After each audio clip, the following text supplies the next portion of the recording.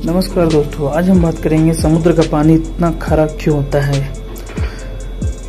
कभी न कभी आपके मन में ये सवाल जरूर आया होगा कि आज हम आपको इसी बारे में बताने जा रहे हैं कि पानी हमारे जीवन में कितना महत्वपूर्ण है। इस बात का अंदाजा आप इस बात से लगा सकते हैं कि जल के बिना जीवन की कल्पना नहीं की जा सकती है।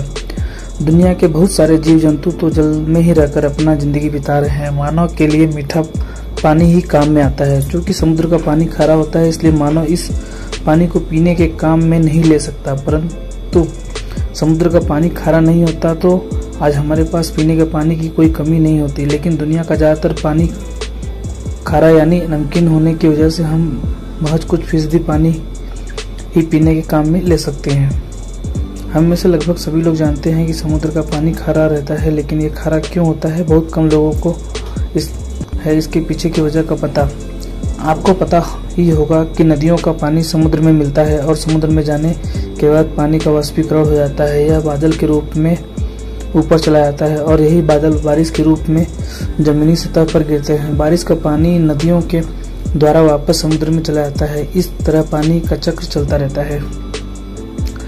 अब आप जानना चाहते होंगे कि इस चक्र में पानी में लवण यानी साल्ट यहाँ घुल मिलता है। तो जब बरसात होती है तो बरसात का पानी हवा में मौजूद कार्बन डाइऑक्साइड, सल्फर डाइऑक्साइड और नाइट्रोजन ऑक्साइड जैसी गैसों के संपर्क में आ जाता है। ये गैसें पानी में घुल जाती है। इसके कारण बरसात का पानी हल्का सा अम्लीय यानी नमकीन हो जाता है। जब यह जल जमीन, पहाड़ों और चट्टानों पर गिरता है तो उनमें मौजूद लवण को घुला लेता है। सतह से बहकर जब यह पानी नदियों में पहुंचता है तो सतह से बहकर यह लवण नदियों में भी आ जाता है। लेकिन यह लवण इतने कम होते हैं कि हमको नदियों का पानी मीठा ही लगता है।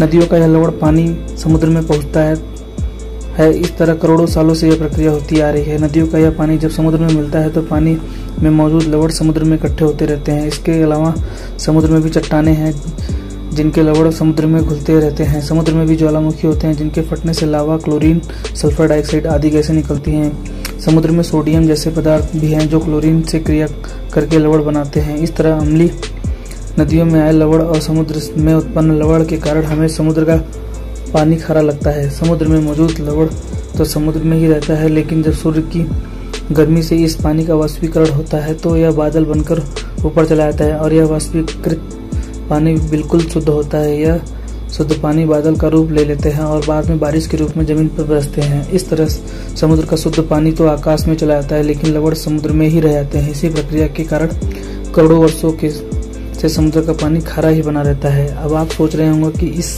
तरह से तो समुद्र का पानी और भी खारा होता जा रहा है, लेकिन ऐसा नहीं है। समुद्र में कई ऐसी प्रक्रियाएं होती रहती हैं जिसके कारण समुद्र का पानी ज़्यादा खारा नहीं होता है। जैसे कि समुद्र में मौजूद सल्क भारी जीव जंतु समुद्र में मौजूद लवण का उपयोग अपनी खोल बनाने के काम में ले लेते हैं। जब ये सल्क धारी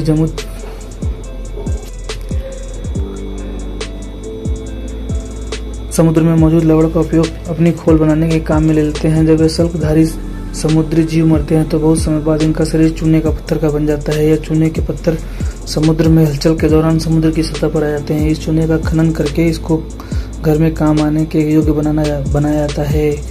यह वही चूना होता है जिसका अंतर उपयोग हम घर में करते हैं। तो यह प्रक्रिया निरंतर ऐसे ही चलती रहती है।